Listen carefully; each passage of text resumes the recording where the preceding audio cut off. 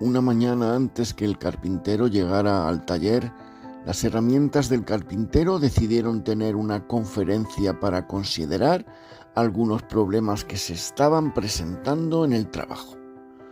El primero que ocupó el banquillo de los acusados fue el hermano Martillo, que hacía demasiado ruido en su trabajo.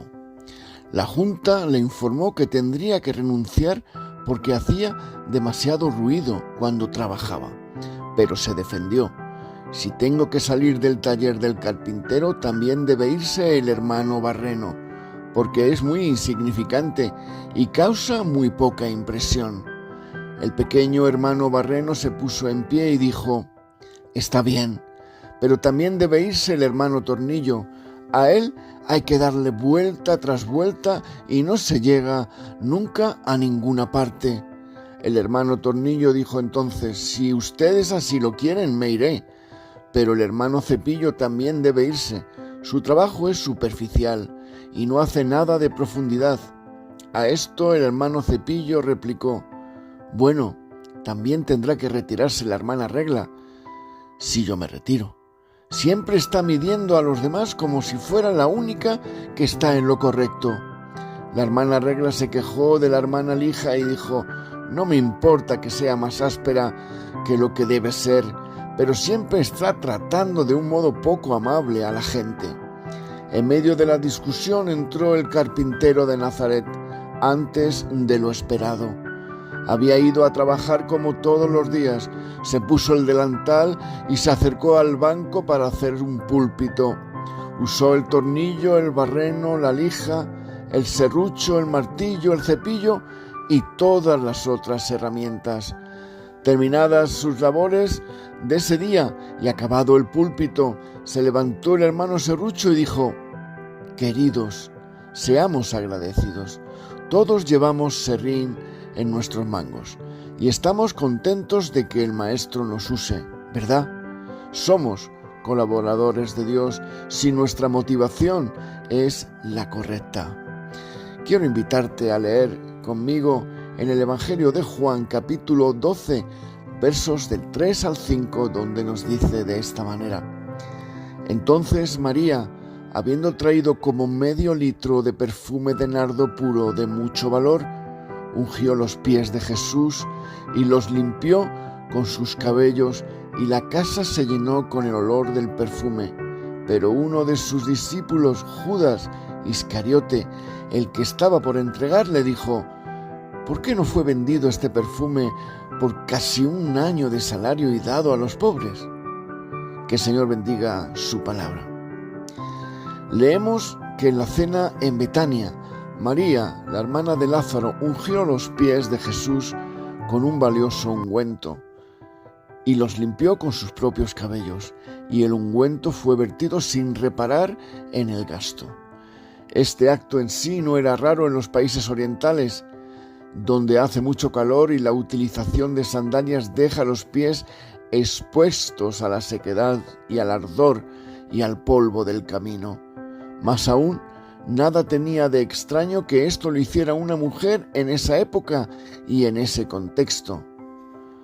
Pablo nos dice que entre las buenas obras de una viuda cristiana está el de lavar los pies de los santos, como nos dice la primera carta a Timoteo, capítulo 5 y verso 10. Pero ella lo hizo de forma tan generosa que la casa se llenó del olor del perfume. Esto sorprendió a algunos y a otros escandalizó. Ella lo hizo impulsada por un corazón rebosante de amor y gratitud. No creía que pudiera dar nada lo suficientemente grande y bueno a un Salvador así. María se había sentado a sus pies y, escuchando sus palabras, pensaba en tiempos pasados. Ella había encontrado tranquilidad de conciencia y el perdón de sus pecados. En ese mismo momento veía a Lázaro vivo y sano, sentado junto a su maestro. Era su propio hermano Lázaro, aquel a quien él había devuelto del sepulcro. Grandemente amada, María no se creía capaz de poder demostrarle el suficiente amor a cambio. Habiendo recibido de gracia, dio de gracia. Pero había algunos presentes que consideraron equivocada la conducta de María y la culparon de derrochar. Hubo alguien en especial, un discípulo, Iscariote, Judas, alguien de quien se podía haber esperado mucho más, que declaró abiertamente que el ungüento se habría utilizado mejor de haberse vendido y dado a los pobres ese importe obtenido. ¡Qué buena acción! Es obvio que el motivo que impulsó a María a hacer lo que hizo fue un intenso amor lleno de agradecimiento hacia su Señor, aquel que le había perdonado todo y salvado. Sentía que no podía hacer nada lo suficientemente bueno por él, no solo por lo que había aprendido de él para su propio beneficio espiritual, sino también por lo que había hecho por su hermano Lázaro. Sus sentimientos la llevaban a preocuparse por honrar a su maestro de la manera más elevada posible, sin importarle el precio, ni lo que pudieran decir algunos de los allí presentes. Su agradecimiento, compromiso y empatía fueron tales que ella también destilaba de ese perfume precioso vertido en el servicio a su Señor. Por otro lado, parece imposible, increíble, que alguien pudiera seguir a Cristo como su discípulo durante 3 años, ver todos sus milagros, escuchar toda su enseñanza, experimentar su bondad y su empatía y ser contado entre los apóstoles y, no obstante, demostrar finalmente la ingratitud de su corazón. Sin embargo, el caso de Judas demuestra que esto es bien posible. El corazón capaz de albergar semejantes pensamientos debía de tener un pobre concepto de la dignidad de la persona de Jesús y aún más, mucho más pobre de nuestras obligaciones hacia Él. Para algunos creyentes, si les hablamos de un gran desembolso de dinero para impulsar el comercio o alentar la causa de la ciencia, lo considerarán correcto y aconsejable. Pero si les hablamos de algún gasto en la predicación del Evangelio en el país o en el extranjero a fin de propagar la palabra de Dios y difundir el conocimiento de Cristo en la tierra, parece que esto no va con ellos y nos dirán claramente que lo consideran un desperdicio. A veces maquillan su argumento y no rechazan de plano la inversión, sino que indican que se podría haber hecho algo mejor. Los que hagan el bien deben esperar que se critiquen sus actos y se desprecien sus motivaciones, y que luego se les acuse a ellos mismos de descuidar cierto tipo de deberes al mostrar un celo excesivo en su condición y en su dedicación a otros. Si esperamos que todo el mundo nos alabe y nos elogie, nunca haremos bien alguno en el mundo. Hay creyentes bautizados incapaces de entender el celo, el agradecimiento y el compromiso por honrar a Cristo, y entienden que el servicio, el sacerdocio universal, es más bien una promoción personal.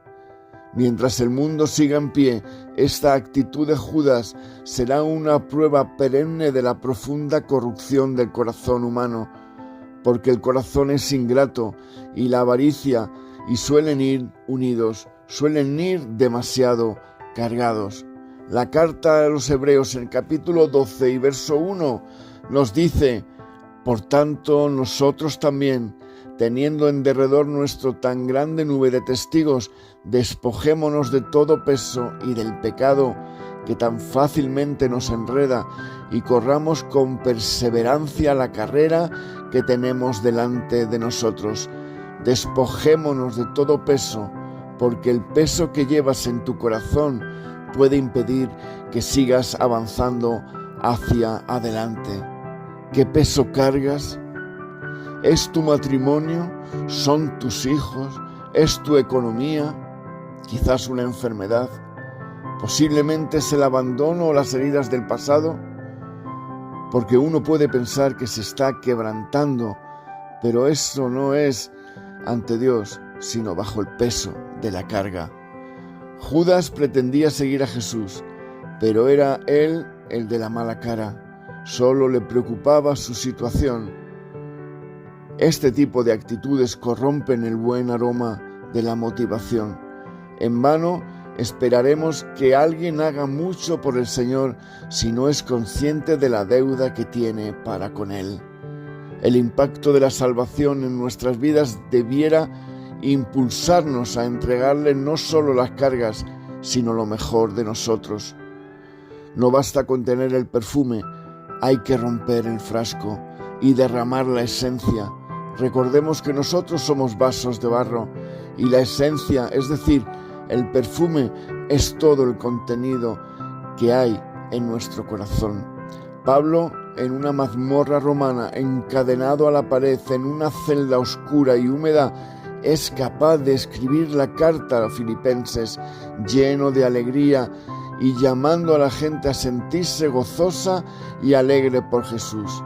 El frasco de Pablo se había roto y ahora manaba en esa celda de su interior ese perfume por el amor hacia su Dios. Todo nuestro ser, especialmente aquello que representa un gran valor para nosotros, debe ser derramado a los pies del Señor como un acto de amor, un compromiso y no como un sacrificio. Podemos deleitar al Señor con las fragancias de ser una bendición para los demás y servirles. Esto nos motiva a obrar cada día de manera que nuestros actos sean como una agradable fragancia que llega la presencia de Dios. Y se dejará constancia en el cielo de cada vaso de agua fresca dado en nombre de Cristo, así como de cada frasco de valioso ungüento derramado, y que éstos tendrán su recompensa. Que el Señor os bendiga en Cristo Jesús. Amén y amén.